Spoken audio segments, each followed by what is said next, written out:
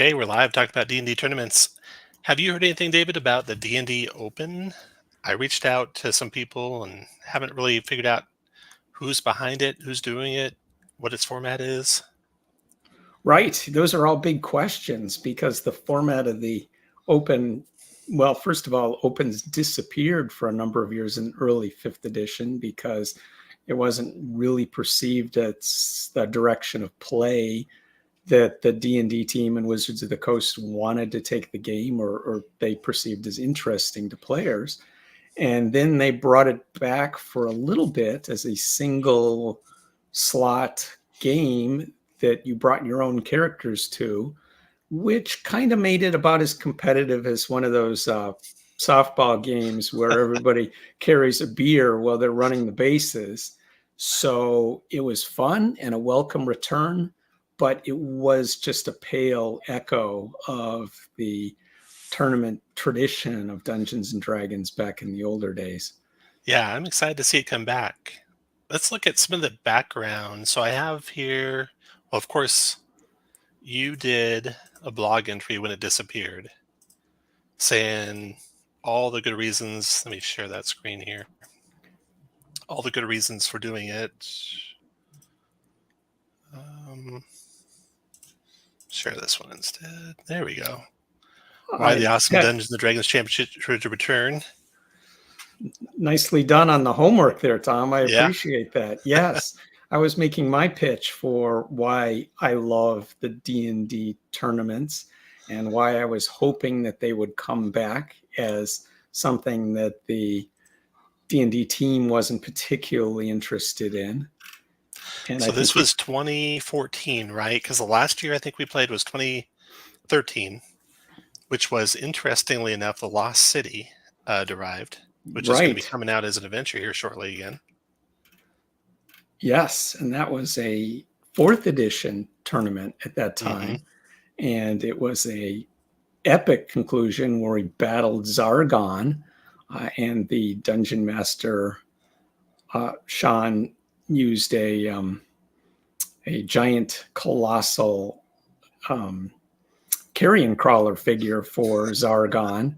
Yep. So cemented in my brain, instead of Zargon being sort of a humanoid with one eye, if I remember correctly, it is now forever a giant, humongous carrion crawler. Yeah. Nick says hi, Nick. And SERSA's here. Hi, SERSA. SERSA makes amazing adventures that are like tournament-like in their difficulty and just epicness. I love running SERSA's adventures. He's got 5th edition adventures. He did his first ones, I think, were for 4th edition, 4th core adventures. Tomb of the Iron Lich, I think it was. And then he's doing Shadow Dark versions of adventures now. He did OSE versions, lots of different versions of adventures. Definitely should check that out. We'll talk more about his adventures. So let's look at a little bit of the history. So in 2013, we played our last championship. It came back, like, I think, in 2016, as you were saying, as the Open. No, it was championship, I think they called it still. And like Nick said, the last one was tied to the Avernus storyline. You and I played in that one. That was a fun one. That was where we were a paladin and a tiefling chained together. Oh, yes. That was fun. There's 3 pairs, 3 pairs of paladins, 3 pairs of tieflings chained together, had to go to the hells. I forget exactly the scope of what we did when we got there. But all those later ones, all those more recent ones were like 1 round. Just 1 round, and that was it. I don't think the Avernus one was multiple rounds, nor was the Waterdeep one multiple rounds. But okay, so let's look back at some history for the championship series. I found this wiki page, and they started the first Open, it says, at Gen Con was 1977. The Giants was at Origins, actually, and that was in 1979. I'm looking at that one here. Let me blow this up so I can share it. The Giants, 1979 in Origins. And I love the pre-generated characters in this one. You got Gleep Warp the Eyebiter. just some really funny names. Funkin' Peak, Fred Trantle. You can see the names there. That's when we played this when I was like 11 years old. And I only Oh, had 3 okay. friends that were playing it. And so each took 3 characters. Actually, Mike was my brother. David and Corey were my friends, and Mike was my brother. So Yeah, the funny thing is virtually all those first few Dungeons and Dragons adventures, maybe just about all of them, starting with the Giants, Tomb of Horrors, and so on, they were all originally written by the ones at least written by Gary Gygax, save the beginner adventures. They were all written by Gary Gygax and used in tournaments, starting with Tomb of Horrors in 1975 and then going through the Giant Adventures and whatnot. And that followed from D&D's tradition of being a game that started in the wargaming community. So obviously, if you went to a convention, you were expecting to play in tournaments and competing to win. Now, for folks going to conventions to play role-playing games, they're not really thinking about that mindset. But that was very much the mindset in the 70s. So folks would go to these conventions, they'd play in these tournaments to win. And then Gary would turn around the adventures that he wrote and played in these conventions and sell them, through TSR. Meanwhile, at home, Gary was playing his Castle Greyhawk campaign with the giant mega dungeon, but that never appeared in print, famously, except, sort of with serial numbers filed off or with people riffing on the idea in later days. It wasn't the mega dungeon that Gary was playing in his home campaign. It was the tournament adventures that people who were playing D&D saw first. So when folks were buying these adventures and trying to get a handle on what a D&D adventure looked like, these early tournament adventures, the Giants, the Slavers series, and so on, that's what shaped what people thought D&D play looked like, and that's what they modeled their own adventures on instead of the mega dungeons that D&D's founders created.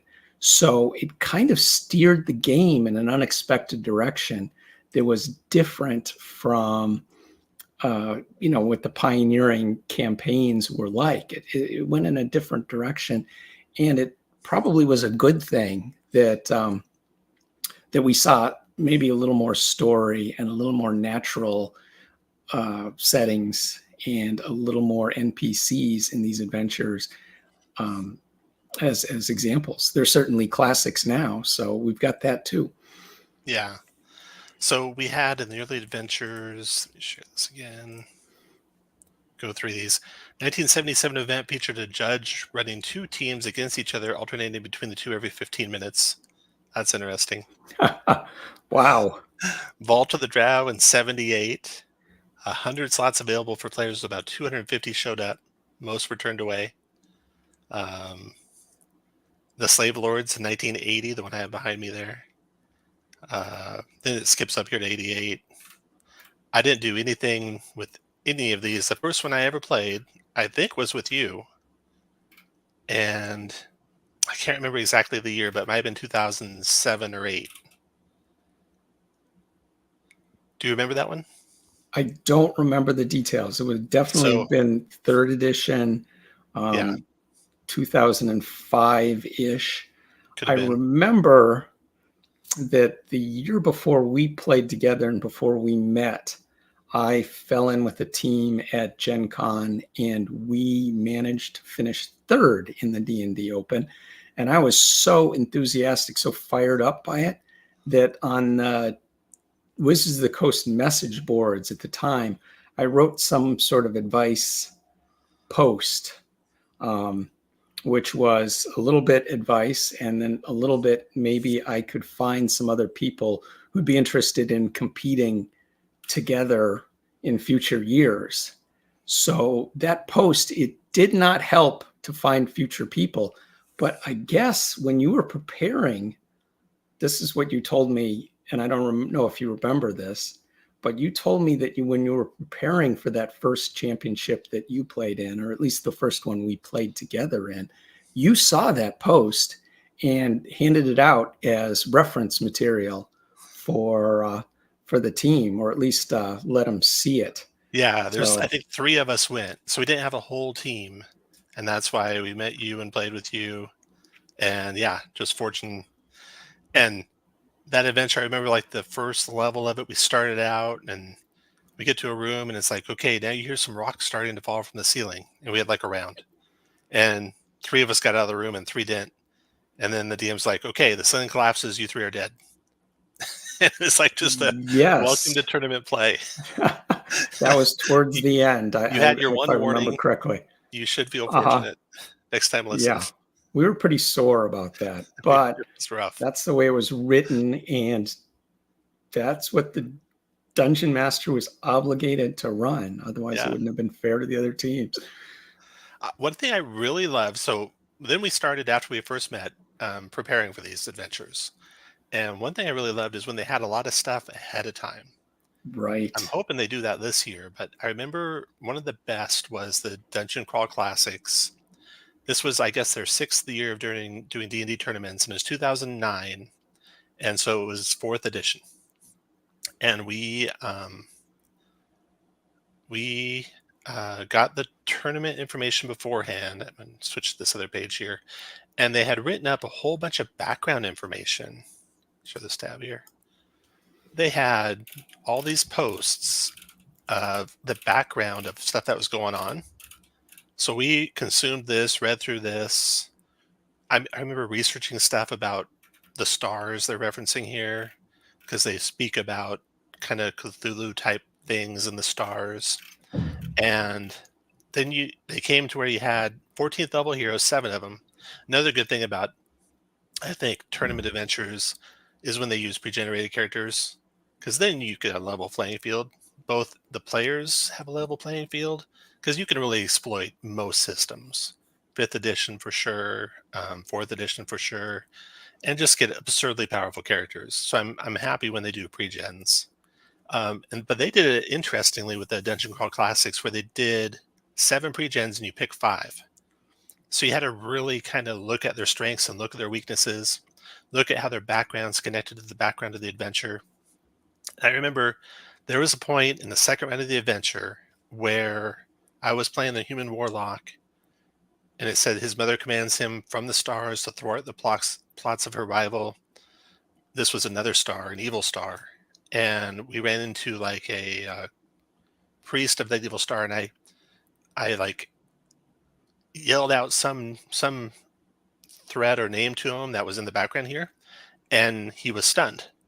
And I'm like, that's amazing. If that background mattered, and in the tournament it mattered, just role playing how we acted toward those other characters, that they had thought of that. I don't know if the DM just made it up at the point or if that was really in the adventure, but so I love this one. And a few of the D&D ones did similar things where they had pre-generated characters where you don't get to take all of them, and they had background information. So that, I think, is like the pinnacle of doing one of these tournaments. Right. The pinnacle of your preparation, though, Tom, was one of the 4th edition championships where they did provide the characters in advance. So the members of our team selected characters to run, and then you painstakingly prepared challenge scenarios for us to run through, like a coach taking us through the game time walkthrough. And we were polished 29th level demon killing machines by the time we hit the table at that convention. Wonder if I can share one of these things here. So yeah, we would write up like a notes page of all the stuff we would do. We'd pick our characters, we'd look at the strengths and weaknesses of the characters, we'd assign who played which character. And the other thing we would do, one thing that's amazingly fun about during tournament adventures is just how intense it is, and how everyone is paying rapt attention to what's going on. There is not, a person looking at their phone. There's not any distraction. And as part of that, to win those kind of tournaments, you got to get far along. It's really who can explore the most, not who can do the best fighting. But you got to do good fighting so you can get the fights over with, so you can explore further. And you need a DM with good pace, and usually their DMs were really, really good. But we would take it so far as even to where we would keep the little tents on the table that had our initiatives for us, so we could see relative to each other when our turns were coming up and just be ready to go. And we'd even track when the monsters were, so we knew where the monsters were. And by the third or fourth combat, the DMs were just starting to use our initiative trackers because we were Yes. so on the ball. We would track the hit points of the monsters that we had inflicted, so we had some idea of how strong the next one would probably be that we were fighting. We would really pay attention to the lore. I mean, as much as we possibly could, and that was our downfall on at least one adventure where we missed some lore point that cost us. Instead of getting first, we got second. But we would have one person or two people just your job is to record everything about the lore, and one person, you're doing the initiative and you're doing the hit points and then we'd always make sure we always had a leader, because you don't need any kind of stupid little discussions about which way you're going to go next if it doesn't matter. And the leader would just pick and not ask us where they're going. And if we knew a reason why they should go a different way, we'd chime in. But that just made the pace of exploration as fast as it could possibly be. And that's what you had to have. You had to have intense play the whole time. And then the multi-round, the fun of that was you'd show up at Gen Con on a Thursday or a Friday to play the first round. And then if you made it through that, you get to play the second round on Saturday. And if you made it through that, you get to play the championship on Sunday. And it varied year by year when they were. But that was always fun, because then you got the whole weekend that you're looking forward to the next round of the tournament. And you're hanging out with your friends and you're, commiserating over how the last round went with your friends and with all the other groups that played it. So there's that real shared experience. It was a lot of fun. So I'm looking forward to it. I highly encourage anyone who's never tried it, even if it sounds like it might be too intense, to give it a try, because it's a lot of fun. Absolutely. The urgency is part of what ramps up the excitement. The stakes, that you can actually advance in a competition. Speaking as somebody who, come with a common nerd history of being the last on the team and dragging it down, it was such a delight to being on a team and being an asset and contributing to, success. That sort of stakes was fun. It was so exciting to see the results and, cross your fingers and hope you were in the next round. Yeah. And then the fact that you don't have any plot armor, there's no need for the DMs to. These DMs are not trying to spare your characters or go easy on you. In fact, the championship DMs for a while had the cupcake award that they awarded to the DM whose teams advanced, or most of their teams advanced, because that was a tongue-in-cheek badge of shame that they'd been such a cupcake. But when we were competing, we didn't care if the dungeon master was ruthless, tactical, and completely difficult in running the monsters of the game. What we cared about is their pacing and how quickly they ran it. So that contributed to the urgency and the pacing and the intensity of the game that really ramped up the excitement. And it's a sort of experience that you don't generally get in a casual D&D game. Love casual games as much as I do. They just don't offer that kind of intensity and excitement. Yeah.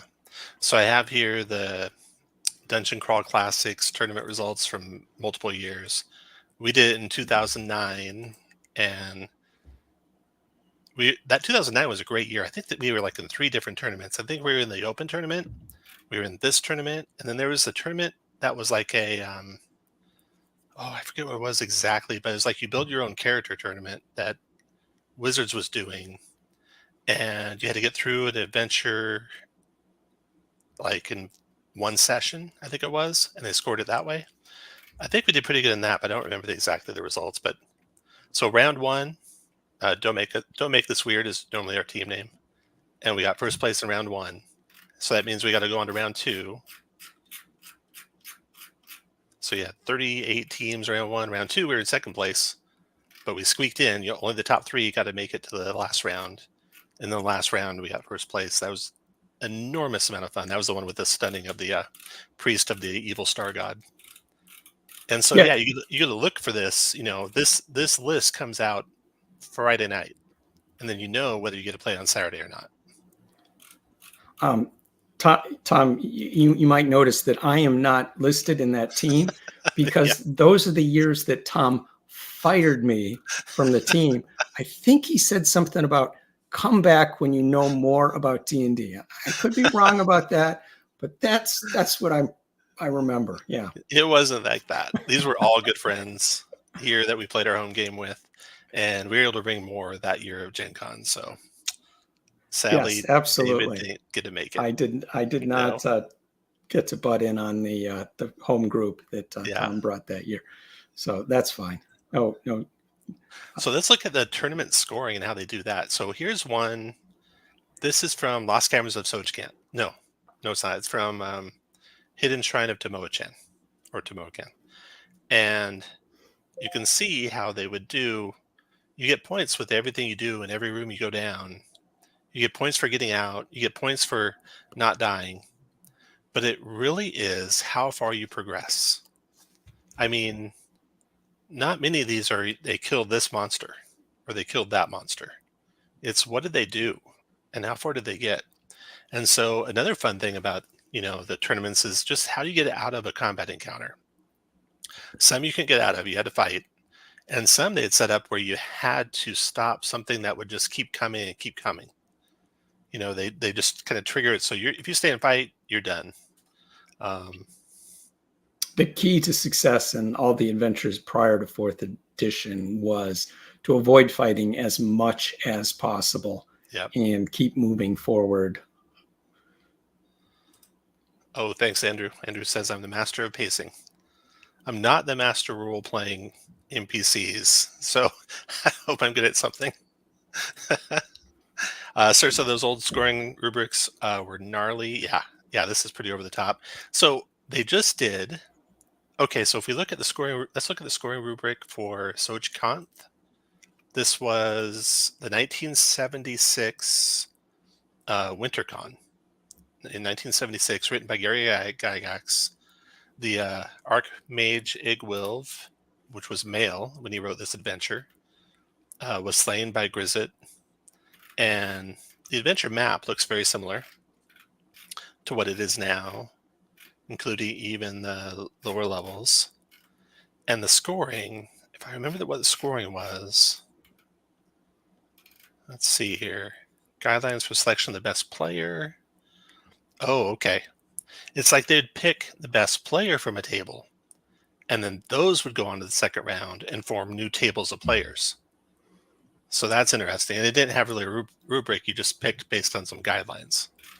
That was a common method, or they'd pick out the best teams, and then the best players would also get on an alternate list. So they would be subbed in to teams. Yeah.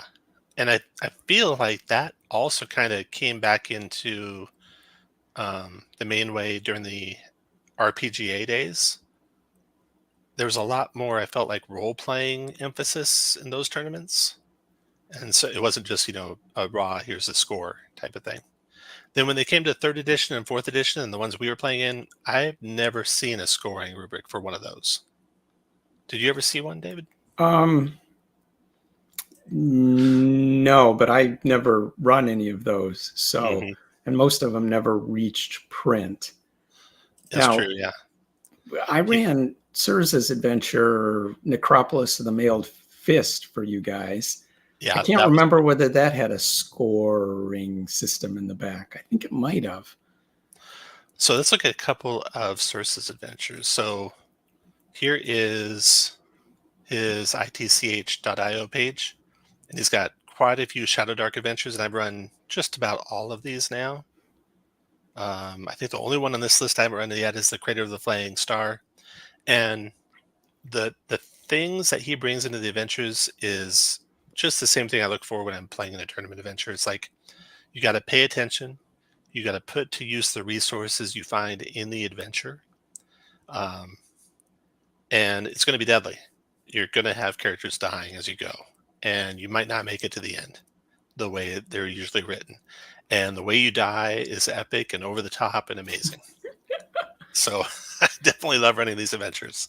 Yeah, SERSA also steers into some. He recognizes that these are tournament adventures, at least the ones that I'm familiar with that are for tournaments, and he steers into some of the more gamey aspects. I mean, more like you're playing a game at the table rather than immersing yourself into the game world. There's just a taste of that with cards and dramatic choices and trade-offs, and I think that's a fun way to make the most of the tournament experience and make it different from a regular D&D experience.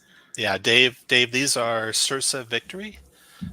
So I'll put a link in the description of this video. In fact, I think it's there now, where you can go grab these. And these are all Shadow Dark adventures, just amazing fun to play. And he's also got some 5th edition adventures. What was the one we did, David? Something about the Mailed Fist. Necropolis of the Mailed Fist. Yeah. SERSA says, I remember helping with a tournament for GaryCon in 2012, and they talked about not doing scoring for role-playing because it ended up being too subjective between DMs. I can certainly see how that'd be the case, really. I mean, Andrew says, I wondered how the RP judging went, right? Yeah, I didn't dig it up. There's like a old RPGA tournament guidelines. It might even be available on DM's Guild, but it was from the early 90s. This would have been like 2nd edition days, I think. I didn't dig it up, but it really, I think, focused on a lot of role playing. Let me just go off at a tangent on that role playing aspect. Possibly one of my favorite adventures of all time, even or even my favorite of all time, was very influential. It's a deep cut that came out from Judges Guild in 1980. It was called Escape from Astagar's Lair. And it was an adventure that was run as a tournament at a Michigan convention in the late 70s. And I never played in the convention. You know, I'd be too young for that. But the adventure was very influential and very inspiring to me. It was just designed for 2 characters, if I remember correctly, and the dungeon master, and this is in a tournament. But you got the 2 characters, and the characters had certain role-playing traits. They had like fear, phobias, or things that they would do in certain situations that were described in their traits. So there were places in the adventure where there were decisions that you had to make based on your character's role-playing traits. And I thought that was kind of a clever way to make an objective standard of how you role-played your characters. But beyond that, it was really cool because it was a lot of the sort of puzzles that I kind of like to see in adventures, not things that are framed as puzzles where you go to the dungeon and there's a Sudoku on the wall and you've got to figure it out, but things where there's stuff you have to figure out based on your character's abilities, and there's possibly multiple solutions, but the solutions take a little bit of ingenuity to get your character through the predicament. I thought that was a really cool adventure. I don't know how well it stands up today, but I loved it. Another tangent. Back in, what was this? Maybe early 4th edition days. They'd have the Wizards of the Coast people come to Gen Con and play in some of the adventures, and just sit down in a random adventure and play. And sometimes the adventures were pre-generated characters, and we sat down at a table, and Chris Perkins sits down at the table with us. And Chris is playing a elf not a drow, but an elf who worshipped Loth and played the most spooky cleric ever at our table. It was so much fun. So a lot of times pre-generated characters can be a lot of fun, especially you don't have that attachment, so you don't feel so bad if they die, and you can really role play some really different things than how you normally role play a character. If they give you that kind of, this character believes these things and does these things, it can be a lot of fun for sure. Absolutely. SERSA says Manifest has both a scoring system and also an optional hell mode where things are worth more points, but monsters, traps are more dangerous. Yeah. So is it Living Forgotten? In Adventures League, during Adventures League, they for a long time had the different tiers where you could do it. I forget. Strong, very strong, weak, very weak. I always wanted that to be a thing where the DM could ask the players if they wanted to do it that way and get more treasure. Because usually those adventures are pretty easy most of the time, and we would often play at 2 notches above where we were. If we were a very weak party, we'd play at average. If we're an average party, we'd play it very strong, just to get the challenge up where it needed to be. So I like seeing that. If that was like in organized play, that'd be a lot of fun. Andrew says, that's awesome, SERSA. I haven't read that one yet. I'll check that. It's a good one, yeah. It's good. Yeah. Dave says, did Living Forgotten Realms too? Yeah. Okay, so let's talk about other types, or all the different types of tournaments. So you have the D&D Open, the D&D Championship, you got GOODMAN Games, and of course GOODMAN Games now use their DCC rules, right? Dungeon Crawl Classics rules. Yeah, they've done them intermittently. Yeah. Some years they have, and some years they haven't. Which I have not ever played that system. I'd like to someday. Share this tab here. It doesn't look quite like my cup of tea. I'm not a big fan of every spell having its whole page of random effects, how it works. But I still want to try it someday and see how it plays. So you can see their tournaments in 23, 22, 21. So they've been doing pretty consistently lately, and all Dungeon Crawl Classics. Okay. And then you have, we had Dungeon Crawl Classics. During the 4th edition days, there's a group that was doing 4th edition adventures. They were, what was their name? Was this the 4th core? It kind of emerged from the 4th core people, I think. I don't know that it was actually a 4th core that did it. I have it around here somewhere.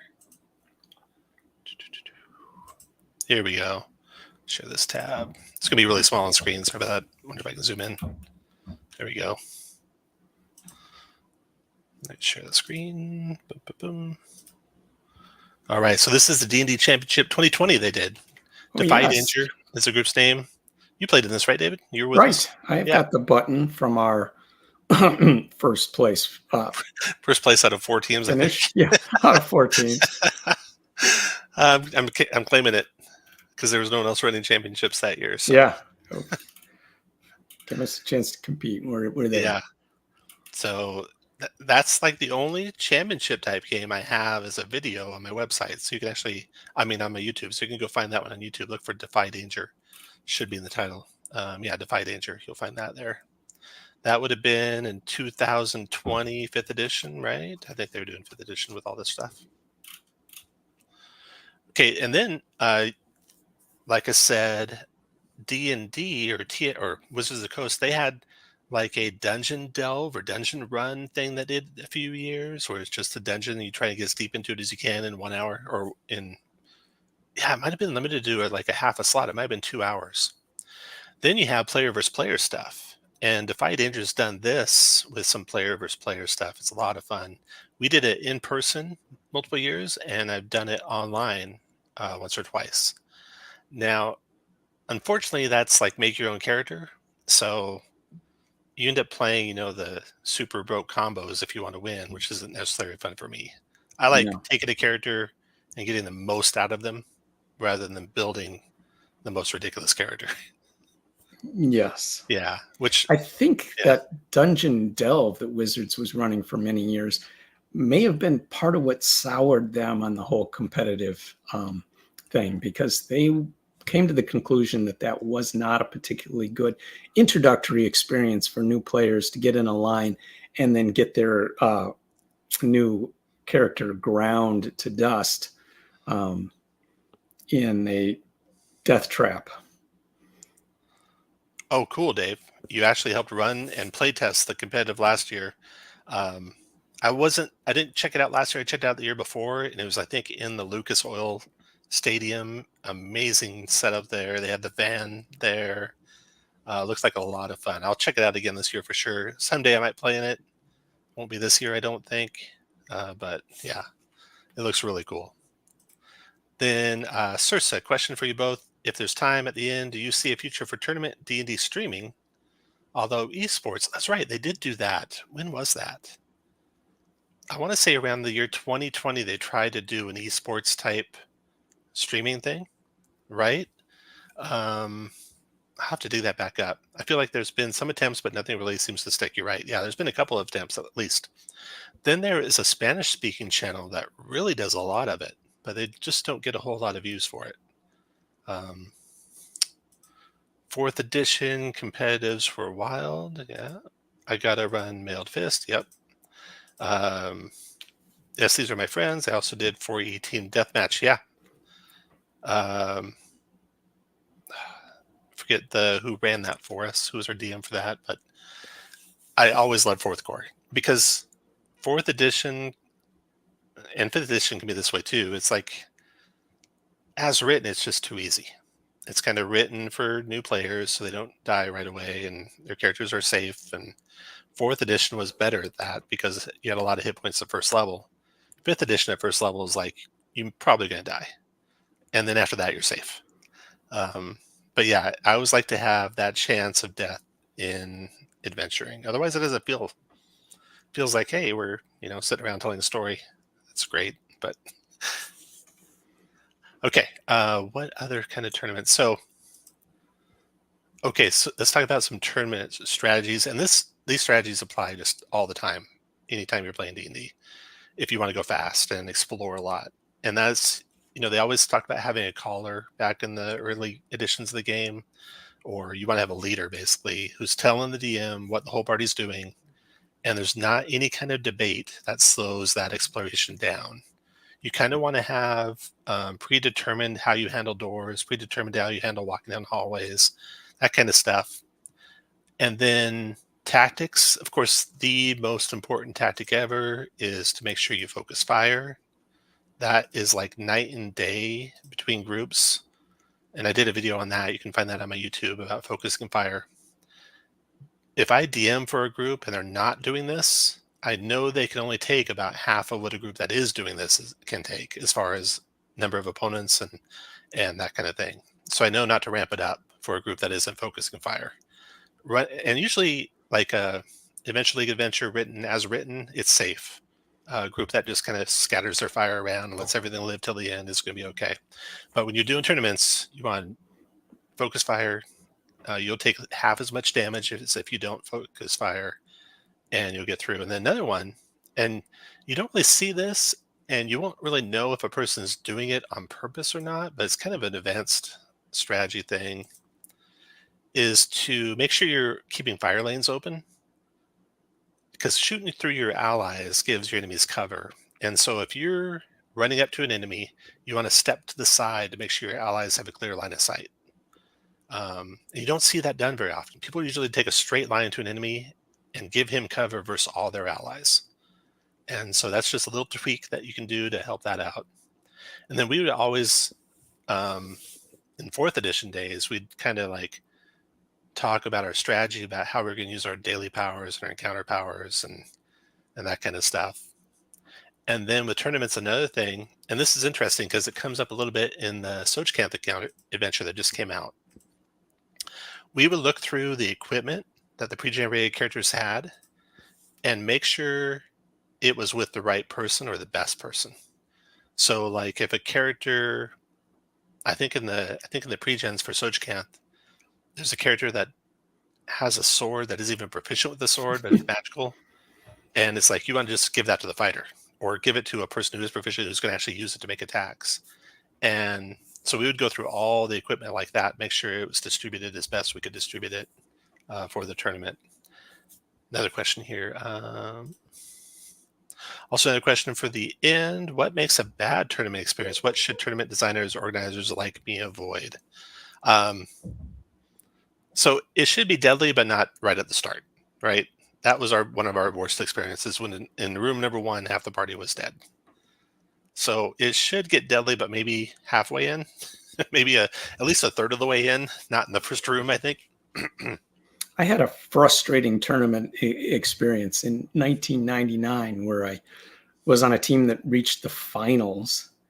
And then for some reason, they kind of threw out the game rules for the finals. It was, we were cast in some sort of situation where we could pick out whatever spells or equipment we wanted for our characters. It was just write down whatever you want. And it wasn't that fun playing without any limitations. And it was obvious that it was going to be really freewheeling, and it probably didn't matter what we picked. I want to play D&D all the way to the end. That annoyed me. Yeah. But that's a quirky situation that I don't see coming up conventionally. Yeah. I'm trying to think of what other bad. As far as, I think it's always bad if the DM's like, oh shoot, I missed something. So it's really important tournament adventures, I think, and I think I talked about this with you, SERSA, is to make sure the DM's got a roadmap of the important things, like just a one-page summary of, make sure you know that X is at this location defined. Don't forget if they're there to do that, because it can seem obvious to the writer, but when the party's like stuck at a place and the DM's like, oh, what did I miss? That's always bad, right? So I'd really try and lay it out really carefully for the DMs. And even if it's, it's clear in the writing, just make another summary of it so there's at least 2 places they can find it. I'd say that's important. And then, see what else questions we have. I came in late, but any items of how these is how tournament play will work going forward now that D&D is taking it over again? They seem, I might be reading into this, to indicate that there'll be multiple rounds. That would be awesome. Multiple rounds is a lot of fun.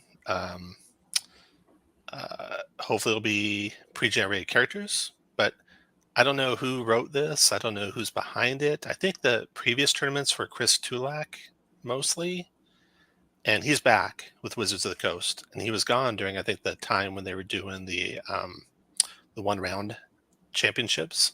So we might see a return more to like what we're used to. Hopefully. I reached out to Chris. We'll see if I get any comments back from him, and I'll share it here in comments to this video if I do. Dave says, yeah, there were secrets built in. Players only had the spell components that cost gold that were on their sheet or found. Yeah, that's another thing.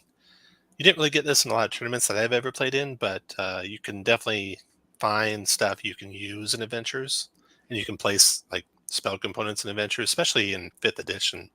Like if you have a character that's got Revivify, which is a pretty powerful spell for a tournament, but you don't have the diamonds, but you can find the diamonds in the adventure, that's something that, expert players will be looking for. Definitely a good thing there. I love when you can find resources, secrets, items, and whatnot during an adventure that you can use to get an edge in other parts of the adventure. Mm-hmm. That's always a lot of fun.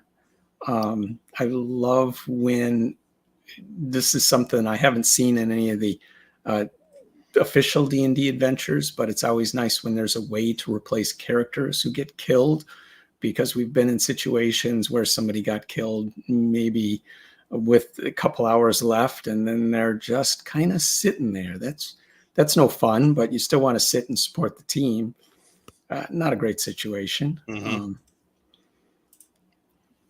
So I wanted to point out a couple of cool things here. So we have TSOJCANTH that came out recently that you can run, and they just recently released level 1. They'll do level 2 here shortly. I played it. I ran it. There's a video on the YouTube channel that you can watch. It was really well done.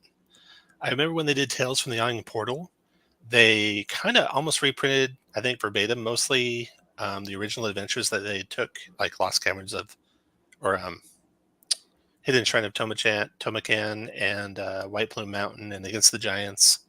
But this one was rewritten pretty extensively, and I thought they did a really good job. So I'm looking forward to the second part of it. And also, SERSA Victory's got a couple of adventures that pay homage to these adventures. There's the Lost Caves of the Worm Witch, Shadow Dark Adventure for third level characters, which is a lot, similar to SOJCANTH. Then he's got Shrine of the Jaguar Princess, which I just ran, which was absolutely amazing. The whole party died, but they had a great time. But I think they really had a fun time. Not all SERSA's adventures kill the whole party all the time, but some do. So, and this one was a lot of fun. I think the party had a great time running it. And he puts in these like little secondary things about the adventure. Like in this one, you have legends, but you have each of the players has a vice, being the bottle, the bedroom, the eating too much or smoking too much, and that plays into the adventure. So it's always fun to have those little secondary mechanics for the tournament characters. Now, there's no tournament characters for this one, but that kind of speaks to the reason why I like Shadow Dark a lot, because characters are very random in Shadow Dark. Your like character traits that you get for leveling up is random. Your ability scores, if you take it the standard way, is 3d6 down the line. Reroll if you don't have at least 114, but otherwise 3d6 down the line. David's got a rogue who's third level with 3 hit points now. And it's just a lot of fun to try and make a character like that survive, I think. I don't know, maybe it's not. Dave, you want to speak up on that? I agree. It's you agree? Yeah, it harkens back to the original days of D&D, where there was that tension because you were playing a very fragile character and you were hoping to get the loot, but you were also hoping to get out alive. Yeah. And that's a sort of give and take that you don't see in 5th edition with its strong emphasis on success for the characters. We have Nick says, if I had to guess, Tulak and maybe Greg Marks will be behind this open. I should reach out to Greg too and see if he knows. We've had him on a live stream before. SERSA says, thank you for the compliment. Of course, SERSA. Andrew laughing. Nick says, can confirm Jaguar Princess was so much fun, and I'm there the next time you run one LOL. I'm actually going to be running this for you, Dave, here shortly. So yeah, that'll be fun. Yeah. I can't say much, but have been in talks with Kelsey to do Shadow Dark tournament material. I'm so excited. Play Jewels was a fun tournament. That'd be awesome, SERSA. I'd definitely up for running that or playing in that whenever that comes out. For sure. Yeah, absolutely. All right. That's about it for what I have. You have anything else to add, David? Oh, I just wanted to put on a little historical note, another one of my historical notes. As I mentioned earlier, Tomb of Horrors was a tournament adventure way back in 1975 at Origins. And there's not much documentation about it, but somebody named Mark Swanson, I think it was. Yeah, Mark Swanson wrote into the then hugely influential D&D zine from the West Coast, Alarums and Excursions, that was put together by one of art role-playing games founding figures, Lee Gold, a woman. And Mark Swanson talked about how much he hated playing in the Tomb of Horrors and comparing it unfavorably to the D&D scene that he was familiar with on the West Coast, where people were role-playing and expecting to succeed. So that sort of friction between, what people are hoping from a game goes all the way back to 1975. But also there were 12 people on a team in that game, which just seems insane to me. Some of these old adventures have like 9 people, 12 people. And yet one team managed to complete the adventure and kill the demi-lich in a very ingenious way. So they must have been on fire with their pacing and certainly lost, no doubt, many of their 12 on the way. Yeah. So there's a question for you both. Why do you think many players today say that D&D tournaments are an oxymoron? Do you see that attitude shifting? Hopefully. I mean, they're definitely different than playing a campaign where you don't want your characters dying every adventure necessarily, but I find them just amazing amounts of fun. Just the intensity, the fun preparation, the working together. I mean, if you think about these people who are fighters and wizards and they're going to go fight demons, they're probably planning ahead before those fights. And they kind of have some strategies figured out of what they're going to do. And it's real intense when they're actually fighting a demon. I can't imagine how intense it might be. And that's kind of how the tournament feels. You feel like you're really there doing it. And it's just a lot of fun. I want to share another tab here. See if I can figure this out. See if I can share a Word file. Window, D&D Championship notes.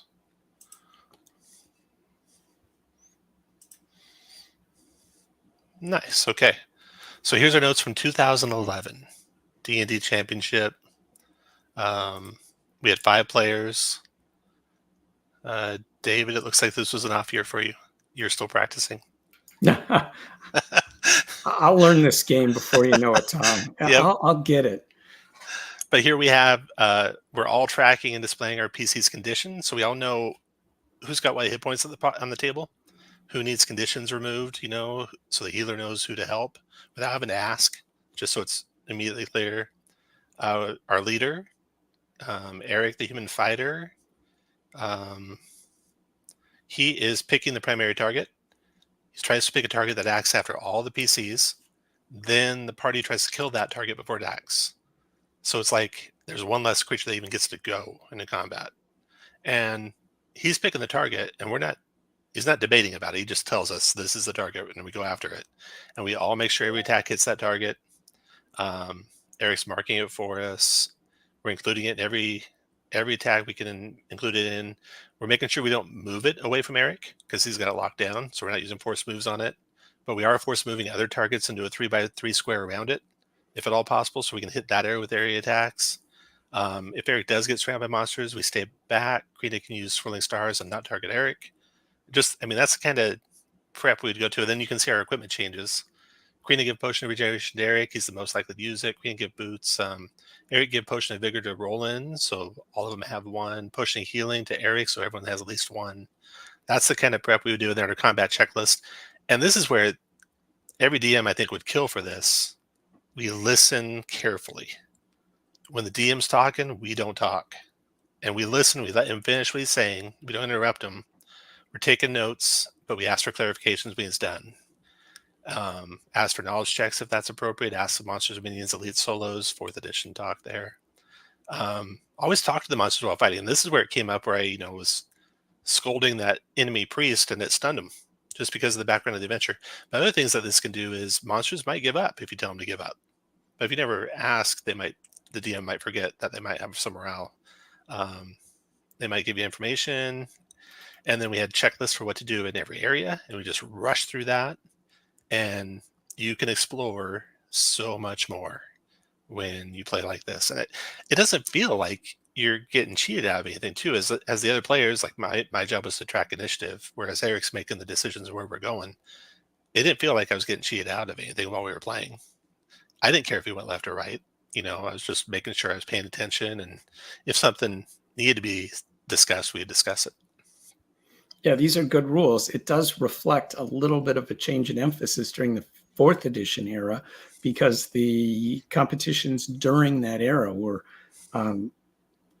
pressing 4th edition's emphasis on tactical miniature type battles. Absolutely, and yeah. that certainly wasn't the emphasis on competitions prior to that, where it was more avoid and problem solving and fast progress. Yeah, we didn't talk about it here, but we always looked for a way out of encounters. We always tried to avoid encounters completely if at all possible. If we get into encounter, is there an exit? Do we have to keep fighting? do we have to stay here, or do we have to go through it and get somewhere else? And is there something that's going to make this or just keep going and make sure we block that if that was happening? So yeah. I want Thomas to be my DM coach off to the side with a headset like a football coach holding up the players' wristband to keep the other team from seeing what he's saying. Funny story. We had it's funny how individuals can remember and forget stuff. We had we were in like the final round, and there was like 3 tables, and each table had 1 DM. And for some reason, the second DM came over to our table and was helping the DM, and that was not the case in any of the other tables. And that's just, I hate to say it, but not really fair, because those other table DMs are probably going to forget things that our DM won't forget because the other DM's helping them. So that was a finals thing for a few years where they had 2 DMs running the final tables in an effort to get a consistent play experience between the different tables. Let's see some fundamentals out there. Yep. That was Thomas. Yeah. Let's see. Oh gosh, yeah. We'd note how close to people we'd want to stay for their different, auras. 4th edition had so much stuff going on. Adjust initiative order when monster order known. Oh yeah, because you could delay in 4th edition. So we'd all delay till after Valna for some reason. I forget why Valna had. For Valna's healing and mountain guide feature, Blackwood delay till after all. So yeah, we did everything. And then we look at the background in detail. And if the background for the adventure had world stuff in it, we'd research that. If we thought it was important that we knew something about Roland and Elf from the Dalelands, we'd try to find out who that was and what he did and anything that might come up. I think another thing that comes out of this is in these eras, they picked out the best DMs to run the competitions, and hats off to them, because it was a challenging assignment, especially if you have a table that's really straining to wring the most out of every bit of the game. Oh, this is interesting. We had notes we'd just hand to the DM at the start, which basically included all the equipment changes we make, so that they'd have a reference that, yeah, we did make that change, and that every tag Eric makes marks. And then these were the rules that year. Every round opens on Thursday, and entry round Thursday and Friday. The final round on Sunday. See the Gen Con Indie program for specific times. I'm looking forward to this. Looking forward for sure. More questions here. Andrew says, yeah, once they get the D&D sports going, Tom and David have my vote for color commentators. Sounds awesome. I legit listen to the NFL on the Fox theme to get pumped up to run a tournament. All right. I think that about wraps it up. Anything else, David? That's all. All right. SERSA, Andrew, Nick. What else did we have here? Dave, thank you, everyone. We'll see you next time. Bye, folks.